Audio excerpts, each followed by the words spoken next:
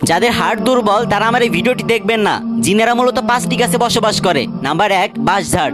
বাঁশঝাড় হচ্ছে জিনদের আস্থানা এবং বসবাসের প্রিয় একটি স্থান। নাম্বার 2, তাল গাছ। রাতের বেলায় একা একা কখনো তাল গাছের নিচে যাবেন না। যদি একান্ত যেতেই হয় তাহলে জোরে জোরে আয়তাল কুরসি পড়তে পড়তে যাবেন। নাম্বার 3, ছাতিম বা সরা গাছ। এই গাছেও জিনদের আনাগোনা থাকে। দিনের বেলায় জিনেরা সাপ হয়ে এই গাছের নিচে লুকিয়ে থাকে। নাম্বার 4, কদম গাছ। কদম ফুল দেখতে যতটা সুন্দর, এই গাছ তার থেকেও বেশি ভয়ঙ্কর। প্রতিদিন সন্ধ্যার সময় তারা সবাই এসে এই গাছের নিচে ভিড় করে। নাম্বার 5, তেঁতুল গাছ। তেঁতুল গাছের কাহিনী আমাদের সবারই জানা। গভীর রাতে তেঁতুল গাছের উপর কারা যেন এসে বসে থাকে। তাই কারো বাড়ি রাঙি নাই এসব গাছ না রাখাই উচিত। অনেকেই বলেন ভাই জিন বলতে কিছু হয় না। আরে ভাই, জিন বলতে যদি কিছু নাই হতো তাহলে আল্লাহ তাআলা কোরআন শরীফে সূরা জিন নামক একটা সূরা নাজিল করতো না। ভাই পুরা পৃথিবী মিথ্যা হয়ে যেতে পারে কিন্তু আল্লাহর কোরআন কখনোই মিথ্যা হতে পারে না। তাই নিজেও সতর্ক থাকুন এবং ভিডিওটি শেয়ার করে অন্যকেও সতর্ক করুন।